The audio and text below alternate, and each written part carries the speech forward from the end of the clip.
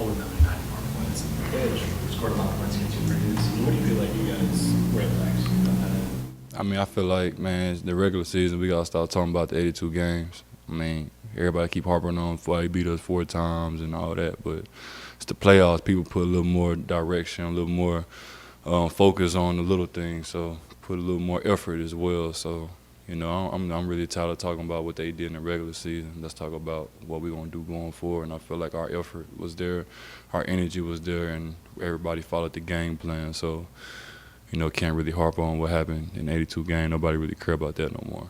Doc kind of mentioned that he felt like as the game went on, you guys kind of lost your focus defensively. What kind of stood out to you? I mean, that happens when you get up by 30 and 20 points sometimes, man. You kind of have those mental lapses where you kind of just start easing and start, you know, messing with the game a little bit. I think we can't do that. Once we build a lead, we have to, you know, continue to do the same thing that got us the lead. I feel like we got comfortable and start getting lackadaisical with some of the things we was doing. Obviously, we can't do that going forward, but I think that kind of happens when you get up and you kind of chill out. We got to learn how to just stomp on people. What, aside from energy and effort, what can be repeated from game one in terms of just what you all did game plan-wise? I mean, energy and effort is a thing in the playoffs. That's what it is. It's not about how many shots you make. Sometimes your shot not going to be there. How many loose balls can I get to help the team? How many extra possessions can I get to help my team win? How many loose balls can I get? How many stops can we get in a row? That is all a part of energy and effort. So I really can't knock those two. That goes game to game. That's something that has to be there every night for our team, especially with one of our best players out or the best player in the league out. So energy and effort has to be there for us every night for us to have a chance, and we understand that, and that's something that we kind of lock in on a daily basis. Well, speaking of that, Bobby, you obviously were huge in games when Giannis was absent. What was it like for you, I guess, in game one? Where do you feel like your energy came from, and what was that motivation? Man, I'm just be myself on a nightly basis, no matter what nobody say. Oh, his 3-point is down for 5 games, or he's struggling shooting, or whatever nobody say about me. I'm me every night. I bring energy, I bring effort, I'm available, you know, so I just try to be myself no matter what the naysayers say about me. I just try to go out there and play with swag and energy, the same thing I've been doing since the first day I got here in December of 2020. And then you were a Six-Man of the Year finalist. I know it's about the playoffs right now, but what did it mean for you to win that? And what about this year and being the Sixth Man and being a finalist has prepared you for this postseason? It mean the world, man, especially Eric. He wrote an article saying that I went in and win it. You feel me? So, you know, got the naysayer right here in the building with me. You feel me? So it'll mean the world to me to win it. I've been talking about this award since I was like 22, 23 years old. You know, sometimes in the league you got to manifest things. You got to obviously put the work in to receive it. But, you know, I feel like over the years, especially me being a Milwaukee Buck, I feel like I've stood on, you know, playing my role to the T, bringing energy and effort on a nightly basis, and just letting the dominoes fall how they fall. But it would mean the world to win it. But trying to focus on the game tonight and get a dub, that's the biggest thing, is trying to get a dub. But individually-wise, that award would mean a lot. Just because the hard work I put in and, you know, just to be recognized for an individual award in the league is big. How does your approach change from games where you know going in you're going to be starting rather than coming off the bench? Is it just the same approach each way, or does it kind of, is there any difference? Nah, I just feel like I play the same, man. If I'm coming off the bench, I still shoot my shots and same way with confidence. If I'm starting, I still shoot it with confidence.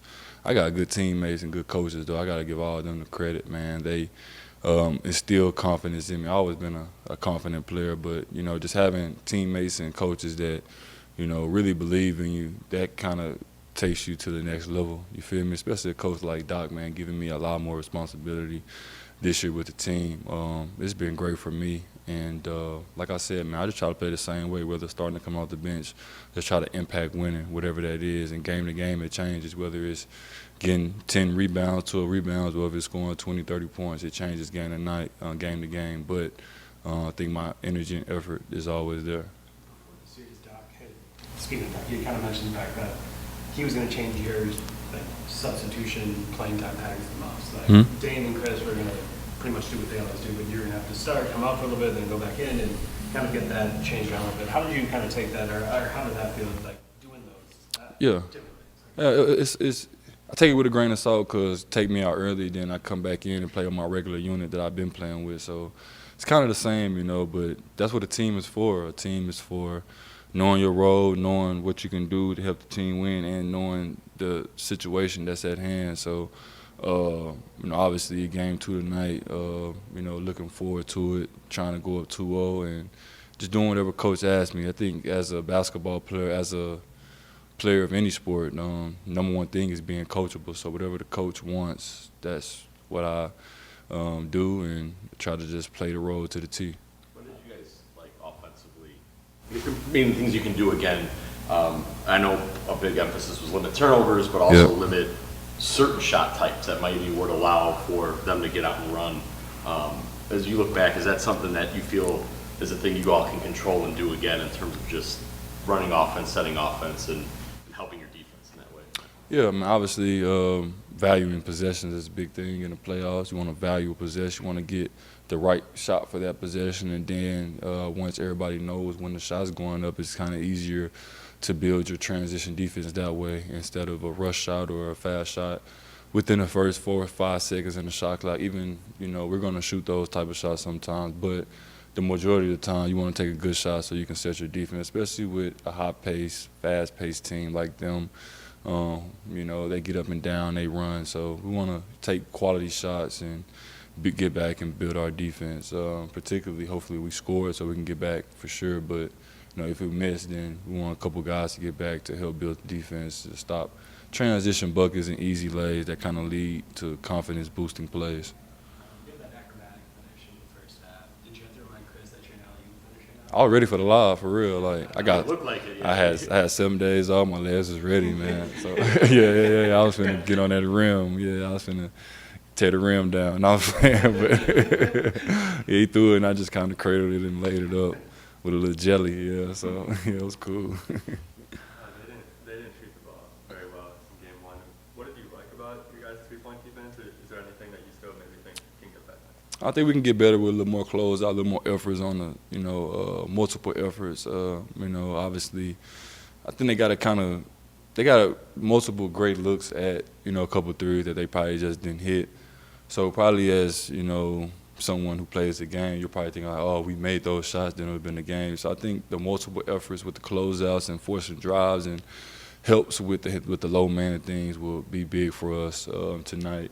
Not giving so many, you know, open looks. Feel like they got quite a few open looks in the second half on their side of the floor. So definitely the multiple efforts and closing outs with stick hands and forcing it to help drives with teammates with being low man can be very beneficial for us tonight.